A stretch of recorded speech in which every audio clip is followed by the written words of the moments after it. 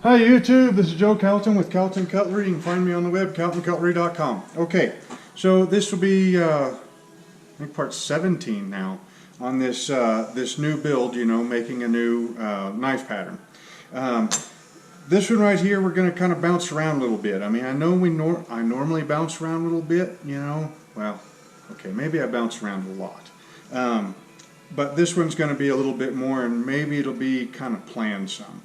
Okay, so we got, let's see, on the last video we talked about, an alternative method for making handle scales, so if you're, I think number 14 was on making handle scales like out of a block of wood, and this last one was making handle scales out of, well, honestly, a sheet of micarta, okay, and the slight differences in the order of operations and everything. So our next step, so what we've got our blade is heat treated, rough ground, finished ground, base finish on, hand sanded. Then we stopped with a dirty 600 grit hand sanded finish and went ahead and made our handle scales. Okay. Then I actually kind of jumped ahead of you a little bit. I went ahead and got that whole batch of knives, all the handles are all ready. And then I went ahead and etched my mark into all of them but two. One of them is not going to get my mark, and you'll see why that is kind of at the end of the video. But this is going to be the one that I'm going to carry for a little while and test. There's a couple of things that I'd like to test out with this pattern. One of them is the thickness. This is 3/32 versus roughly a 1/16 of an inch. And then second of all is this stabilized cottonwood burl that I stabilized. I got a friend of mine, I picked up this big cottonwood stump coated with burls, gorgeous wood. I stabilized it with the cactus juice resin. Came up with something with like that, and I've got a kitchen knife in the kitchen. I've had no problems with it for the last year and a half, but I only use that on like maybe once or twice a week. It's not one of my favorite patterns. So it'll go on my belt. I'll use it every day until I decide to break the knife and get on with it. Okay, so what we're going to do is I'm going to show you why this knife is going to be the one that I carry and what's wrong with it. Okay, so first we'll take a look at it. I kind of doubt that the camera's going to be able to pick up what it is what I want to show you. But I mean, the tang's fine and everything. The profile and everything's fine. I did grind it a little bit on the thin side. You can kind of see a little bit of a shadow right there as to why this is going to be a reject knife. Okay? But a nice clean 600 grit finish, okay, and we can't really see what's wrong with it. All right, I mean, it's the edge is hard, the spine is soft, all that kind of stuff is going on good, but it's the relation of the two of them. So what we've got here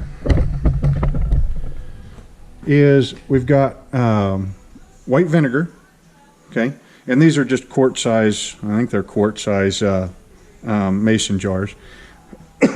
We've got white vinegar and we got two paring knives soaking in it. This one right here is ferric acid. Okay, it's mixed 1 part acid and 2 parts distilled water, and I mixed it at 5/2 of 18. Okay. Sometimes it gets too old and quits working, or it gets too gunked up on top. Actually, I better look at that. This is the first knife I've etched since I moved to the new shop. Well, we'll just test and see how it goes. So we're going to put that in to the acid to the top to just past where the handle scales are going to go on. Okay, so like on this one right here, the handle scales are going to go to right there. Oh, okay. So instead of getting it up here, I've got it down here a little bit. So just past where the handle scales are going to cover. Okay, so while that is in the acid there, actually we'll go ahead and time that. let's see, stop. It's a little on the cool side in the shop, so we'll put it at 10 minutes. And by on the cool side, I mean it's 52 degrees. The warmer it is, the faster that acid will etch. All right, wait a minute. So I've already got this blade down to a clean 800 grit finish. Okay, so the reason that I do that is, you know, that I hand sand the blade and then, you know, to a dirty 600 grit, and then I stop with the hand sanding, and then I go ahead and fit up the handle and everything, is because the blade's going to get dinged up and stuff, you know, just moving it around. Okay, so, you know, while you're fitting up the handle, so you want to go ahead and, I mean, I guess you can do it either way, but I like to get it to a dirty 600 grit, fit up my handle, go ahead and etch my mark in it, etch the blade in the ferric if it's going to be an etched finish, then install the handle right at the last minute. That way all we've got to do when after the handle is glued up is go ahead and install the pin, or grind it, install the pins, hand sand the handle, make the sheath, sharpen it, fine tuning, and we're done. Okay, so these stencils right here, I get these from Ernie,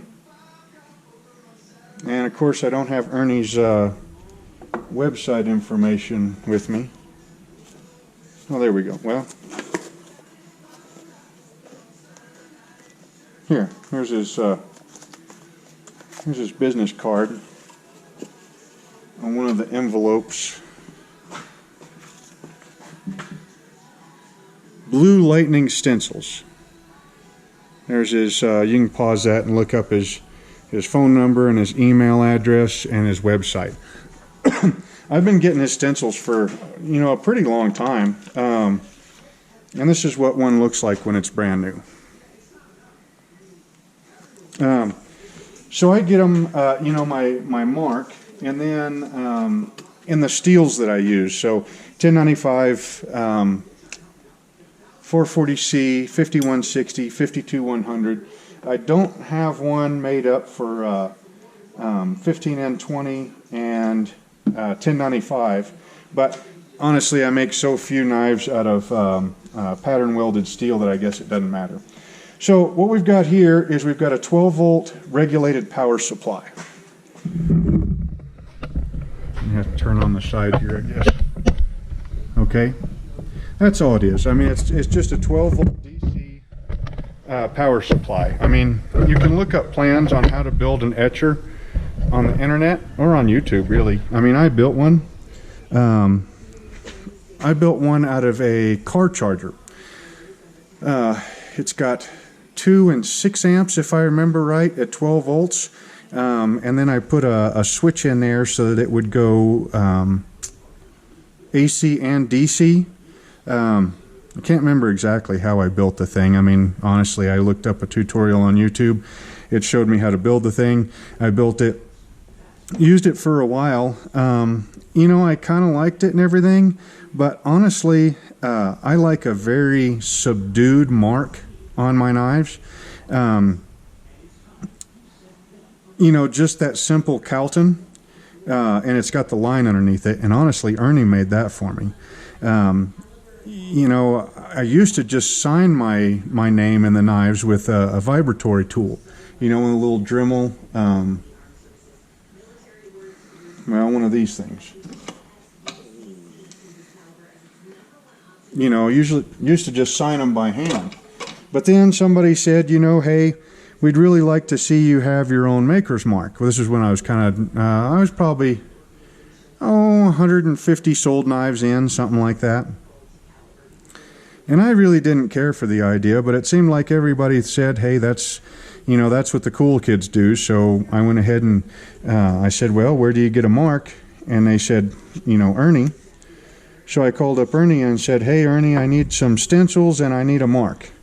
And he drew that up for me, and, you know, I've been using it ever since. If you guys hadn't noticed, I'm not a very imaginative type of person.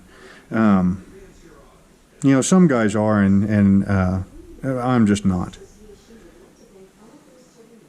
So anyway, so what we've got here is we've got, Ernie gave me this little thing right here. It's a magnet that's epoxied or soldered onto a connector here. And I want to say this is reversed. So this is the positive lead, and then the negative lead is this one right here that has the felt pad on it. And this is a new handpiece for me. And I'll show it to you here in a second. I usually go like 3 or 4 counts of 5 and then 1 count of 10. But anyway, so we got the magnet on one side and we got this alligator clip on the other side. This handpiece, all I did was I took 2 pieces of stainless and then welded them together in a T. And honestly, I just used the MIG welder. I mean, with regular old, you know, iron, you know, wire. That's not stainless wire, but it doesn't need to be. It just needs to hold the 2 together.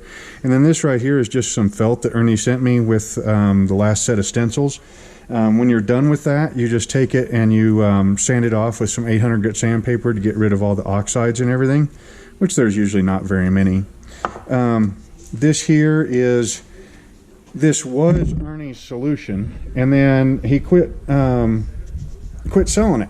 And so it's got the recipe on here, and honestly I ended up just getting some of this stuff from Jantz. This is the cleaner version, and I got the etching version. It's in the bathroom over there, and it does a pretty good job. So anyway, so yeah, so you put the stencil onto the knife. The knife needs to be, I think he said, 3 or 400 grit finish.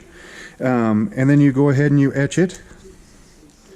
Like I said, I usually do 3 5-second, you know, hold downs, and then 1 10-second hold down. Or, you know, if I get carried away talking, why then I might do a little bit more.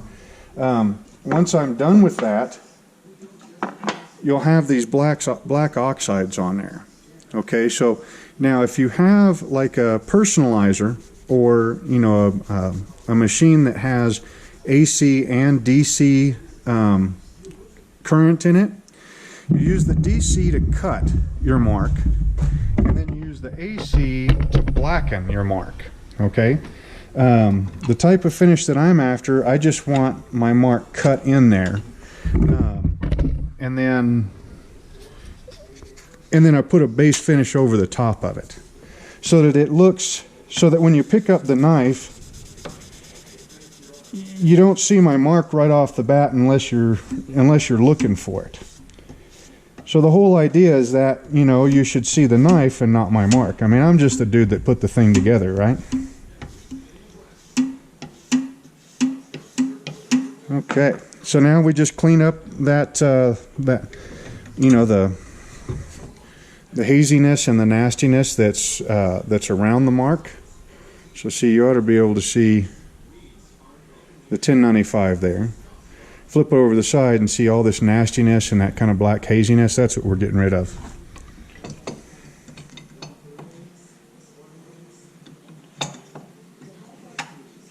Okay, and we are at 1 minute 14 seconds on the knife that's getting etched in the ferric. The etch in ferric is probably my favorite finish. It takes a little bit longer, so I have to charge a little bit more to put it on there. But it's my favorite finish because you get to see the hardening line, and you get to see quite a bit of the knife's history. Even though it might be a brand new knife, it's still got a history with it. Okay, so there's my mark. It's a little bit black right now. That'll kind of blend in when it goes into the etch. Okay, so you'll notice that, you know, I cleaned that up, and then I wiped it on my shirt, and so my hands have never touched the portion of the blade that's going to be exposed from the scales. Okay, and this is an 800 grit clean finish. We do have a little bit of this you know, that kind of cool fire scale, you know, from the heat treat. So what we're going to do now is I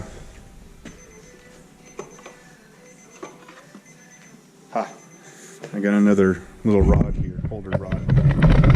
Okay, so this, oh, there goes the timer. Okay, so we're going to move this one over to the side, and that was in that hole right there. So we're going to go ahead and put this one in to that same hole. Double check and make sure that it's, yep, it's at the right depth. And now, okay, that's set for another 10 minutes. Now we get to see why this other knife, why it's going to be a tester, right?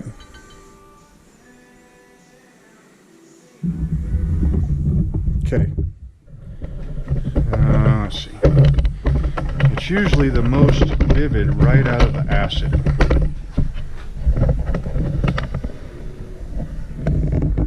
See that? See the difference in colors there? Okay, so you've got a light gray up at the top. All right, kind of goes into a darker gray there in the middle, and then a very dark gray at the very bottom. That's our hardening line. Okay, so remember way back one of the video where we did the heat treat, right? And I told you I was using, I mean, it's a brand new shop, so I'm going to use a fresh gallon of canola oil, right?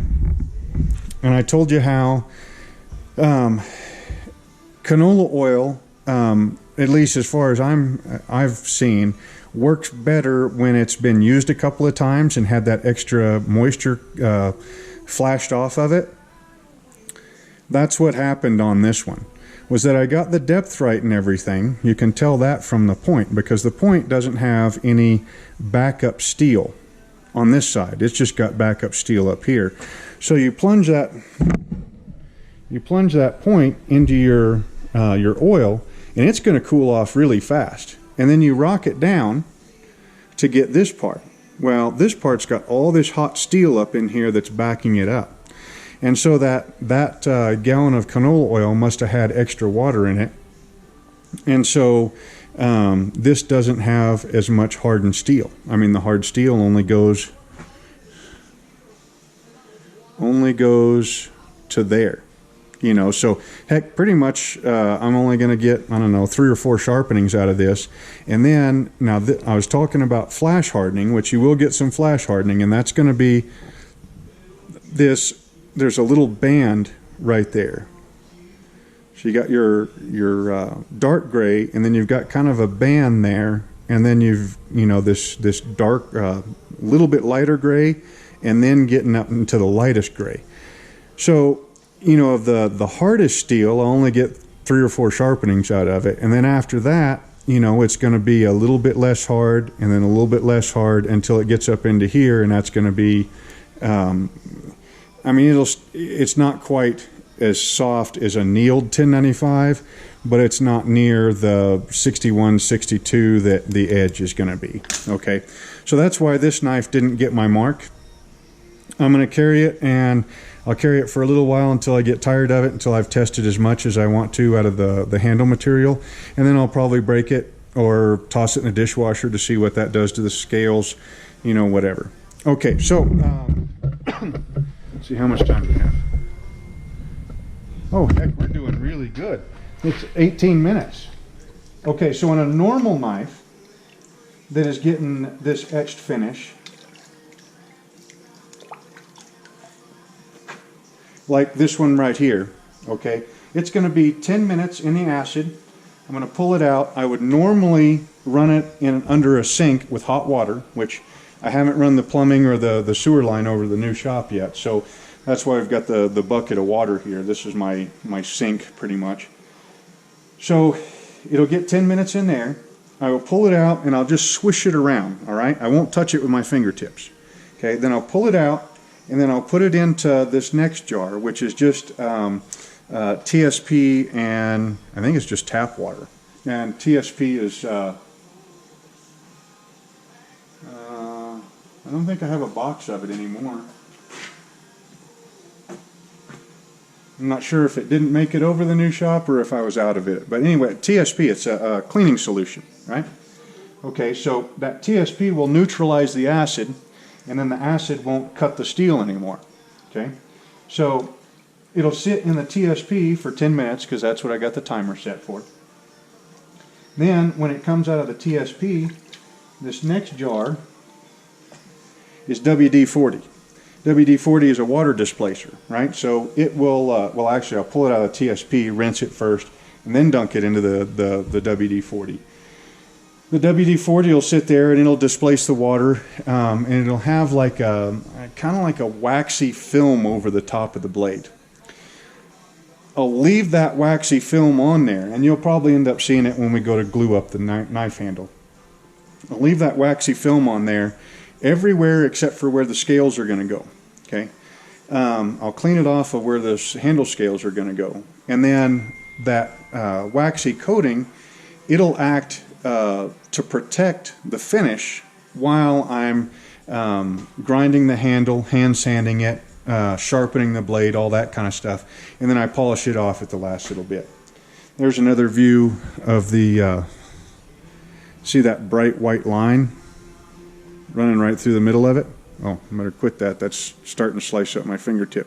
Even though I haven't sharpened it yet, I mean, it's still down to, you know, to where it'll cut you. Anyway, so it'll be a cool knife to carry. Oh, so what I was saying was, okay, so, I'll put you over here. All right, so this part right here, there's pluses and minuses to everything, right? The differential heat treat, there's pluses and minuses to it, right? Just like, well, just like there's pluses and minuses to a fully hardened and tempered blade, right? I mean, as in, like, you know, the edge, the spine, and the tang are all the same hardness. So you harden the whole thing, and then you soften the whole thing back, you know, to a level of toughness that you want in the tang, but then, you know, the blade doesn't hold an edge as well as what you would like. Okay, so a lot of times with a differentially hardened blade, which is what this one is, we differentially hardened it, is then we heated the whole thing up and then we just put the part under the oil that we wanted to get hard, right? So we only hardened a portion of it, which makes it a differential hardened heat treat. The rest of it remains fairly soft. Okay, these knives can be bendy, and by bendy I mean now these right here, these were that same batch. These are the 16th inch of the new pattern that we're working on. That's this one. We'll dip it in here real quick. And they kind of got about the same thing. I mean, they didn't get, that's not, it's got too much grease on it. We'll let it sit there for a little bit, maybe it'll come out. But they didn't, I mean, they were with the same batch, you know, that first couple of quenches in that oil before we flashed off all the water, they're the same way. I mean, you bend them and they take a set. I saw this back when I was hand sanding them, and couldn't quite tell, you know, if you know, I mean, if it was, you know, if I got a deep enough quench on it or not. And then I got to looking at it closer, and I'm like, yeah, you know, this whole batch is pretty much just junk, with the exception of that one in 3/32 that we're going to put the Cocobolo handle on. Okay, now what I was saying about your differential hardening, okay, they can be bendy, okay, an awful lot like a San Mai with like 1095 as the core and mild steel on the outsides.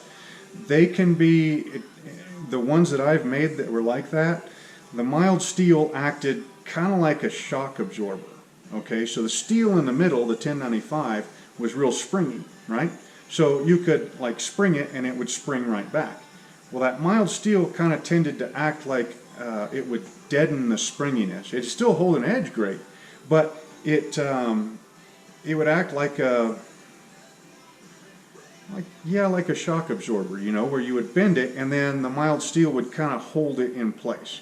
And that could have been, you know, I haven't done a whole lot of sand my. Maybe I didn't have enough 1095 in relation to the mild steel, okay? Which you run into the same thing on this, okay? The depth of that quench determines how much hard steel you got, okay?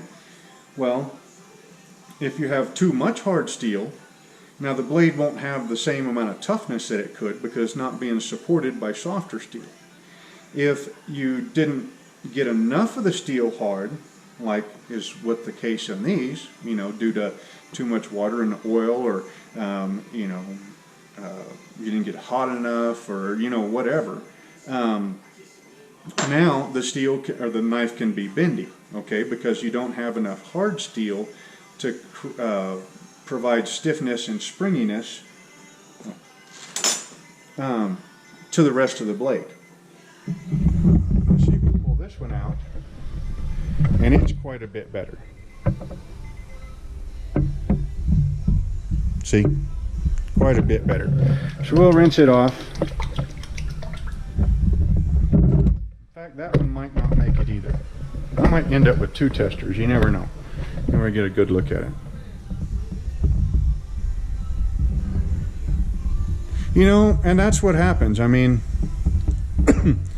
you know, sometimes you just have accidents or screw-ups, or, you know, whatever you want to call them. Oh, there we go. Now see how that quench line is up higher? Or see how the hardening line is up higher? It's right up here, but this is on 16th inch stock and not 3/32. So 16th inch stock, you would need to bring that line, or that hardened area, up more to provide enough stiffness to it, right? Or what you could do is, these are flat ground knives, okay? Hollow grind knives are kind of the same way, only let's get that rinsed off so it doesn't eat up my fingers while we're sitting here chatting. Hollow grind knives, you need even more of it hard if you go with a nice thin hollow grind, because you know a lot of this meat in the belly will be gone due to the hollow grinding. If you were to do the same knife, you know, in 16th inch stock with a height on your hardening line about like that, but do a convex grind on it, you know, that would be a very tough knife that would probably have enough stiffness to where, you know, you could bend it and it would flex and spring back. All right. So I don't know. I guess it's kind of a cool thing, you know, that I got to show you all that, and you know, you got to see why. Etching to find out if what you thought happened or what you wanted to have happen in the quench process actually happened or not. Okay, so here's one thing I'd like you to start doing though. Even if you're just a stock removal maker, okay, which is what these blades were, it seems to me like etching to see hardening lines is typically a forged knife type of deal. Okay, even though, I mean, this knife right here wasn't forged at all. I mean, it was straight up stock removal. But especially if you do your own heat treat, start etching a couple of blades out of every batch. All right, even if you do a full hardening, you know, you heat the whole thing up and you quench the whole thing. Still, hand sand some of them down and etch them in ferric, just to make sure that what you thought happened in the quench actually happened. Okay, you know, if nothing else, you'll find another finish that you might like the finish, or you'll be able to, you know, do a check on a blade. You know, maybe that particular batch, you know, you thought maybe you ground them a little bit on the thin side before you hardened them. Okay, when that happens, what you'll see is okay, if you grind too thin prior to heat treat and the edge is too thin to hold the heat from the trip from the kiln to the oil. Even if you do like a full harden, okay, what you'll end up finding is that you'll have a different color right at the edge. Okay, because that part of the blade, you know, if it was too thin and it lost the heat, if it didn't harden properly, the acid it'll be softer. So the acid will cut it at a different rate than it will the rest of the blade, which might be hard. All right, so that's just a way to double check your processes. And it doesn't take very much time at all. I mean, you know, you saw how fast you can hand sand a blade. And if you're just etching a couple of them to check, you don't have to take them to a clean version, you know, take them down to a dirty 400 grit, you know, etch them in ferric and call it good. The vinegar etch, it's a favorite of mine for kitchen knives, because kitchen knives, you know, you would kind of want everything to be food safe, right? Well, vinegar is more or less. And this is the kind of finish that you get on a vinegar etch. It's a much lighter etch, a little bit different shade of gray, and more of a kind of a matte finish, I guess I would describe it as. And they look really cool. The only problem with the vinegar etch is the first couple of times that you cook with it, like especially like if you're peeling potatoes or something, it might have a little bit of a metallic-y / vinegary taste to your potatoes. But after you use it and rinse it or use it and wash it a couple of times, that goes away. But anyway, that's a favorite finish for kitchen knives, and that's just vinegar. So if it's just vinegar, then you don't have to worry about neutralizing it with TSP. You know, you just wash it off with Dawn and water. Wash it off, dry it really good. In fact, you might want to dry it overnight before you glue up your handles, so that you make sure that you get all that moisture out of there and you get all the vinegar out of there, so that you don't have rust pockets in between your handle material and your tang that'll try to eat their way out, you know, in a year or two. So yeah, so I guess, I never did. I'll set my 10 minutes on the TSP. If you forget and leave it in the TSP for too long, it doesn't really matter. If you leave it in the WD-40, you can leave it in there overnight or as long as you want to, as far as I know. The only problem is you kind of have to remember to take it out of either the ferric or the vinegar sooner rather than later. Like I said, in cold weather like this, 50 degrees-ish or so, 10 minutes seems pretty good in that 2-to-1 mix of distilled water and ferric. If you're going to get colder than that, you'll either need longer in the acid, or to gently heat the acid up a little bit. And by gently, I mean like, you know, stick it up underneath the light bulb or something, you know, for a couple hours before you go to use it. I mean, I wouldn't put it in the microwave or anything like that. I mean, I've never done it, but it doesn't sound like anything that would be a good idea. The vinegar, it's a much slower etch. That etch right there has been in there for 1 hour and 3 minutes as of right now.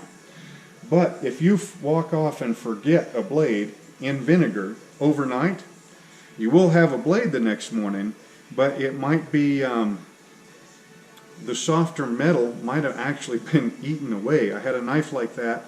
I ended up giving it away to a friend, but you could actually feel the difference where the soft metal and the hard metal joined together, or, you know, met. It was a difference of probably 20 thousandths of an inch on either side of the blade. It was pretty dramatic. A knife left in ferric overnight, honestly I couldn't tell you. I've never had that one happen. But I don't think there would be a whole lot left of it. Also spilling it. I wouldn't spill it. You know, if you could help it. Apparently, from what I hear, that will cause everything on your bench to rust within the next 24 hours. Disposing of it, I wouldn't flush it down the sink. I wouldn't flush it down the toilet. You can leave it open and let the water evaporate out of it. You know, that takes quite a while. You know, and then just throw away the residue is what I've done in the past. You know, once the moisture's out of it, then it should be fairly inert. Anyways, so anyhow, so there's that. The vinegar, you don't have that kind of problem, plus it's really cheap. You know, so it's up to you, whichever one you want to use. Alright, so now we have a knife. We've got that one that is, my mark's been etched in it. The finish has been etched, or it's finishing being etched. The handle scales are ready for it, so I'm going to go ahead and the rest of today, I'm going to go ahead and finish up etching the blades on these, okay, and then let them sit overnight, and then tomorrow we will go ahead and clean up the tangs, or tomorrow's Saturday. Depends on if my wife wants me to do anything with her tomorrow or Sunday. But we'll go ahead and clean up the tangs. We'll do our final, you know, pre-assembly check, and then we will go ahead and glue the handle scales on. And then, hey partner, hang on just a second, and we'll get it all put together. So again, this is Joe Calton with Calton Cutlery. You can find me on the web, caltoncutlery.com. My boy just came out in the shop, so I got to visit with him, and we were done anyways. So I hope you enjoyed the video, and we will see you next time.